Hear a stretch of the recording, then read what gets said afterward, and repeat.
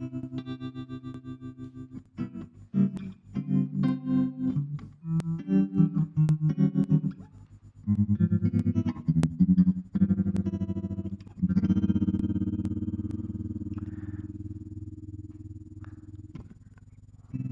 dos, ton dos en introjection, ça machine l'amour, par compassion morbide.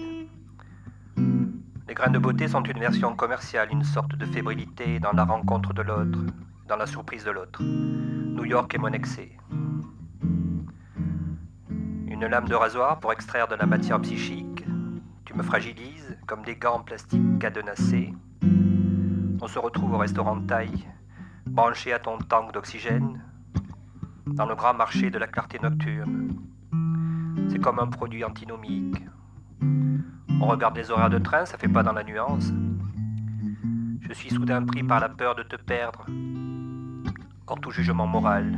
Une petite cicatrice sous les poils pubiens, c'est la poésie difficile de la rencontre. Le moment de lui parler sous forme d'acting, de transposition politique. Comme un miroir obscur, ça sent le sexe, mes doigts sentent le sexe. Je conçois un contrat narcissique, un hiatus entre l'objet et la pulsion. Le marketing général des mouvements de cheveux, ça structure la vie des gens de faire rentrer toutes choses dans la grande machine commerciale autour de la Banque mondiale. Je lui prends la main, là où chaque chose est étiquetée. Elle me lèche le pied, une perversion affective dans une dynamique hétérogène. L'amour vrai et gratuit, les odeurs de transpiration ressenties et déclarées, les morsures mystérieuses.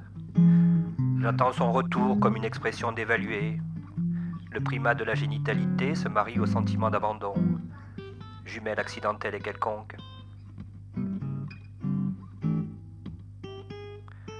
Entre le papillonnage et la passion, il y a le manque et les producteurs règnent. Tiens, ta robe à fleurs a des avantages réciproques.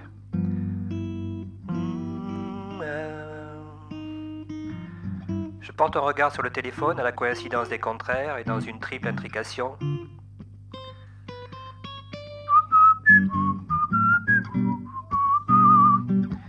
Je retrouve la source, seul à deux c'est un topique. Une forme essentielle qui nous retient de nous gifler et revenir à l'expérience de la mutation cruciale.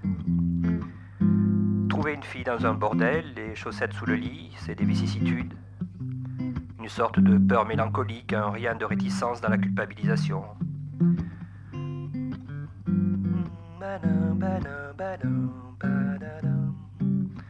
Un éblouissement derrière le squelette des arbres, il y a en une seconde. Je passe de l'abandon à la mort et dans l'intensité d'une vie qui se régénère, pleurer devient une activité normale. Je suis affecté, rené de moi-même. C'est terrible, je m'éloigne de moi, halluciné. La peau, les poils, dans la perspective proustienne, je pense à ça, je pense qu'elle ne vaut rien. Que mon espace est occupé par un désordre et que l'équilibre est rompu. Il y a une impuissance à se dérober qui fait l'amour à l'autre, qui pénètre l'autre. Je ne peux pas m'en détacher. Indifférent aux qualités.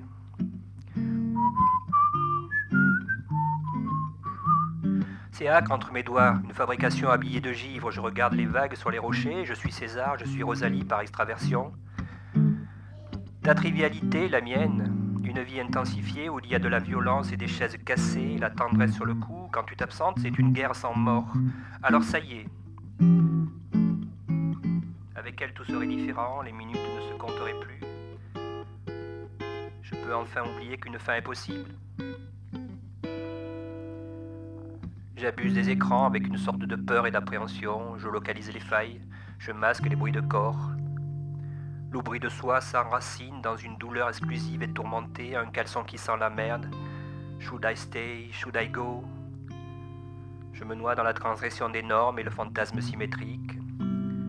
Ce qui était tendre dans les paroles du début devient d'une variabilité absolue, une parole colorée. Parfois comme une prison, cette distance qui nous sépare, des horreurs, des erreurs.